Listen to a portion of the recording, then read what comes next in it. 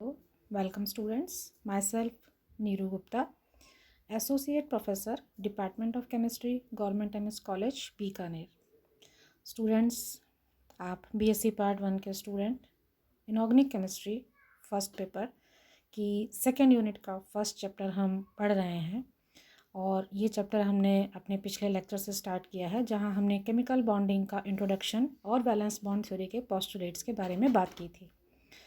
हमारा आज का टॉपिक रहेगा limitations of valence bond theory and overlap of atomic orbital, अर्थात संयोजकता बंध सिद्धांत की सीमाएं तथा परमाणुवीय कक्षकों का अतिव्यापन. वैलेंस बॉन्ड थ्योरी के पोस्टुलेट्स पढ़ने के बाद काफ़ी इस सिद्धांत के आधार पर बहुत सारे अणुओं की संरचना को स्पष्ट किया जा सका, लेकिन फिर भी अधिकांश अणुओं के स्पेक्ट्रम और चुंबकीय गुणों को विशेष रूप से ये समझाने में असफल रहा. तो इसकी कुछ सीमाएं हैं और वो सीमाएं क्या हैं वो हम इन पॉइंट्स में देखेंगे. फर्स्ट हम बात करते हैं valence bond theory does not explain the existence of coordinate bond in which electrons come from one atom only and not from two different atoms.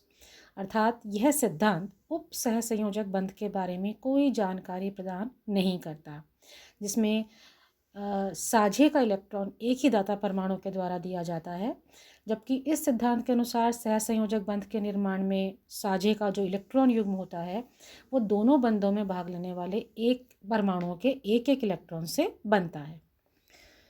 Second, इसकी जो सबसे बड़ी कमी या सीमा कह सकते हैं वो क्या है. According to VBT, the oxygen atom in O2 molecule are bonded by a double bond and should be diamagnetic as there is no unpaired electron. But experimentally, oxygen is paramagnetic which cannot be explained by this theory.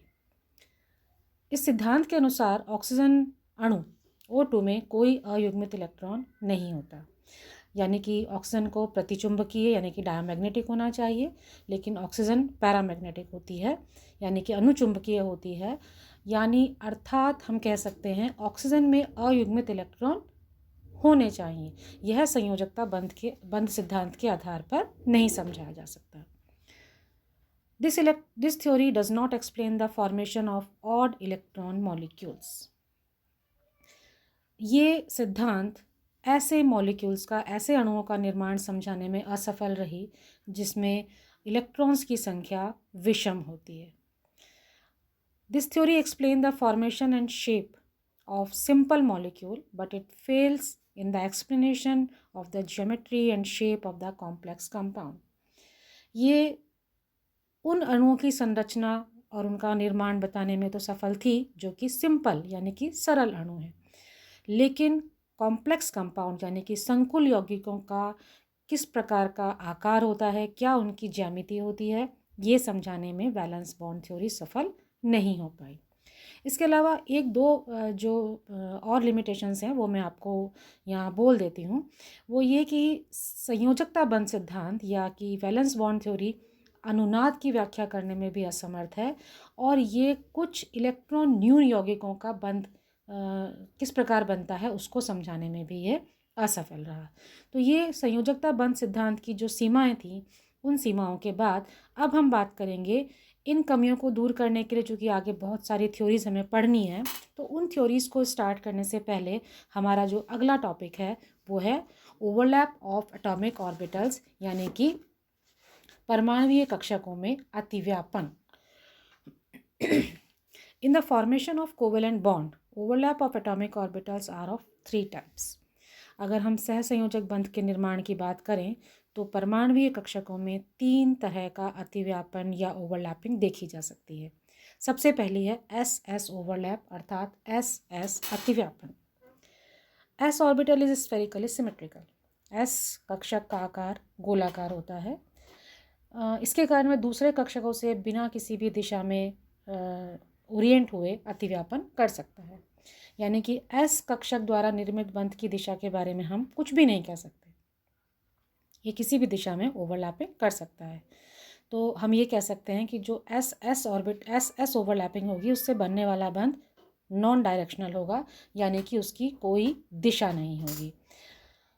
कक्षक सिद्धांत के अनुसार हम अगर hydrogen का example लें तो हम ये कह सकते हैं कि किसी भी कक्षक में विपरीत चक्रण वाले अधिकतम 2 इलेक्ट्रॉन रह सकते हैं। तो जब हाइड्रोजन का अणु बनेगा तो 2 हाइड्रोजन परमाणु एक दूसरे के निकट आएंगे और एक का एस कक्षक दूसरे के एस कक्षक के साथ अतिव्यापन कर लेगा।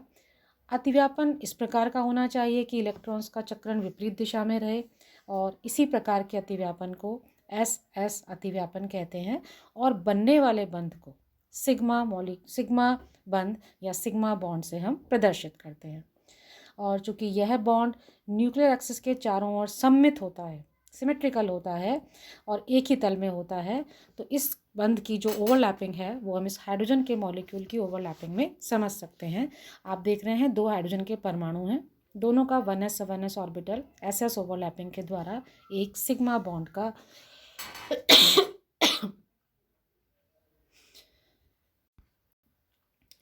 नेक्स्ट हम बात करेंगे sp ओवरलैप यानी कि sp अतिव्यापन की।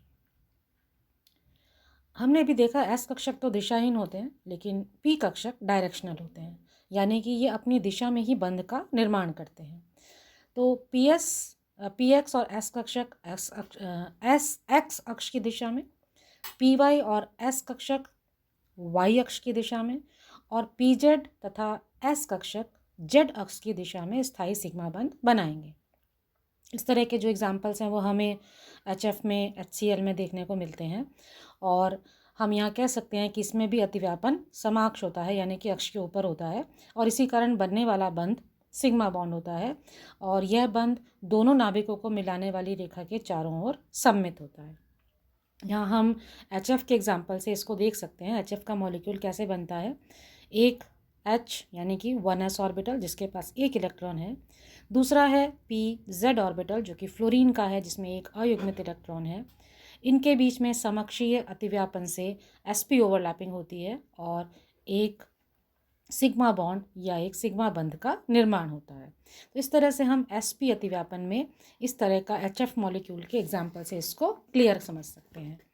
तीसरा प्रकार का जो ओवरलैप है वो है PP ओवरलैप यानी कि PP अतिव्यापन। p ऑर्बिटल के तीनों अक्ष x, y और z निर्देशित या डायरेक्शनल होने के कारण ये 2 तरह का अतिव्यापन करते हैं और 2 ही प्रकार के इसमें बंध बनते हैं। पहला है कोएक्सियल यानी कि समाक्ष अतिव्यापन या कोएक्सियल बॉन्ड और दूसरा है साइडवाइज और कोलेटरल ओवरलैपिंग यानी कि समपार्श्वीय अतिव्यापन। सबसे पहले हम बात करेंगे कोएक्सियल या हेड ऑन ओवरलैपिंग के समाक्ष अतिव्यापन के बारे में। इस प्रकार के अतिव्यापन में बनने वाले बंध की दिशा उस अक्ष पर होगी जिस अक्ष की ओर निर्देशित पी कक्षक आपस में समाक्ष अतिव्यापन करते हैं। जैसे PZ समाक्ष अतिव्यापन से सिग्मा बॉन्ड बनाएगा और ये Z अक्ष की ओर निर्देशित होगा। नया बनने वाला आणविक कक्षक परमाणुीय अक्ष के चारों ओर सममित स्थिति में होता है। हम इस प्रकार के अतिव्यापन को फ्लोरीन के अणु के निर्माण के द्वारा समझ सकते हैं। फ्लोरीन परमाणु में क्या होता है, 1s2, 2s2, 2px2, 2py2 and 2pz1 यानी कि एक अर्धपूरित कक्षक 2pz है जो कि दूसरे परमाणु के 2pz ऑर्बिटल के साथ समाक्ष अतिव्यापन करके एक सिग्मा बॉन्ड बनाता है जो कि z अक्ष की ओर निर्देशित होता है। तो इस प्रकार से हम फ्लोरीन के मॉलिक्यूल से कोएक्सियल ओवरलैपिंग को समझ सकते हैं। दूसरे प्रकार का जो PP ओवरलैपिंग है वो है पार्श्ववर्ती यानी कि साइडवाइज ओवरलैपिंग या जिसे हम समपार्श्वीय अतिव्यापन भी कहते हैं। जब 2 P कक्षक पार्श्व रूप से निकट आकर अतिव्यापन करते हैं अर्थात समानांतर अक्ष में अतिव्यापन करते हैं, तब दोनों के हम कह सकते हैं कि जो लोब हैं वो अतिव्यापन करते हैं और बनने वाला बंध नोडल प्लेन के ऊपर और नीचे स्थित होता है। इस प्रकार आधा बंध तो नोडल प्लेन के ऊपर बनता है और आधा बंध नीचे बनता है और बनने वाले बंध को हम पाई बंध कहते हैं। अब चूंकि पाई बंध के निर्माण में कक्षकों का अतिव्यापन पार्श्ववर्ती है यानी कि कम मात्रा में होता है और इसीलिए हम कहते हैं कि पाई इलेक्ट्रॉन्स जो होते हैं वो सिग्मा इलेक्ट्रॉन्स की तुलना में ज़्यादा गतिशील होते हैं और रासायनिक क्रिया के लिए भी आसानी से उपलब्ध होते हैं।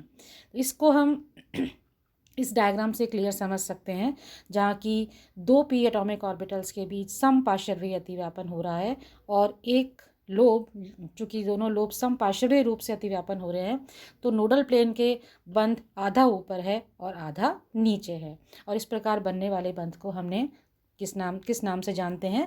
ये कहलाता है पाई बंध। अब सिग्मा और पाई बॉन्ड्स क्या होते हैं और इनके बीच में क्या डिफरेंस है, ये एक छोटा सा हम टॉपिक ब्रीफ और कर लेते हैं। Covalent bonds are formed by the overlap of atomic orbitals. ये हमने जाना कि सहसंयोजक बंध कब बनेगा? जब परमाणुीय कक्षक आपस में अतिव्यापन करेंगे। Sigma bonds are formed by the axial और हेड ऑन ओवरलैपिंग, यानी कि सिग्मा बंध कब बनेगा? जब या तो एसएस ओवरलैपिंग हो, या एसपी ओवरलैपिंग हो, या पीपी कोएक्सियल ओवरलैपिंग हो। Sigma bonds are strong bonds, ये मजबूत बंध होते हैं, इनकी क्षमता ज़्यादा होती है। And pi bonds are formed by the side wise और लेटरल ओवरलैपिंग। और हमने अभी देखा कि पाई बंध कब बनता है? जब परमाणुीय कक्षकों में समपार्श्वीय अतिव्यापन होता है। These are comparatively weaker than sigma bonds, और ये सिग्मा बंध की तुलना में वीक होते हैं या दुर्बल होते हैं। और पाई बंध तभी बनता है जब पहले सिग्मा बंध बन चुका होता है, और it is not possible to rotate pi bond along the axis. हम डिफरेंस की अगर बात करें तो सिग्मा और पाई बंध में काफ़ी अंतर है। मैं आपको कुछ पॉइंट्स में इसको और क्लियर कर देती हूँ। सिग्मा बंध एक्सटेंट, या हम कह सकते हैं इसका विस्तार अधिक होने के कारण ये पाई बंध की तुलना में शक्तिशाली होता है, जबकि दुर्बल अतिव्यापन होने के कारण सिग्मा बंध की तुलना में पाई बंध दुर्बल होता है। सिग्मा बॉन्ड एकल इलेक्ट्रॉन अब से बना होता है, जो कि इंटर न्यूक्लियर एक्सिस के चारों ओर सममित या सिमेट्रिकल रूप से उपस्थित होती है, जबकि पाई बॉन्ड दो इलेक्ट्रॉन अब यानी दो लोब से बनता है, जिसका एक लोब परमाणु के तल के ऊपर और दूसरे तल के नीचे होता है। तीसरी बात जो हमने इसकी लास्ट लाइन में लिखी है कि सिग्मा बंध को तो हम मुक्त घूर्णन यानी कि फ्री रोटेट कर सकते हैं, लेकिन पाई इलेक्ट्रॉन नब्र को हम चूँकि आधा बॉन्ड ऊपर और आधा बॉन्ड नीचे सेंट्रलाइज्ड है, इसलिए उसको चारों ओर फ्री रोटेट नहीं किया जा सकता।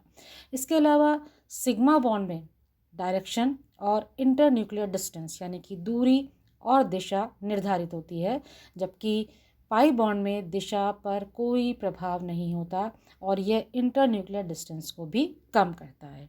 तो इस तरह से हम सिग्मा और पाई बंध को समझ सकते हैं उनके अंतर के द्वारा।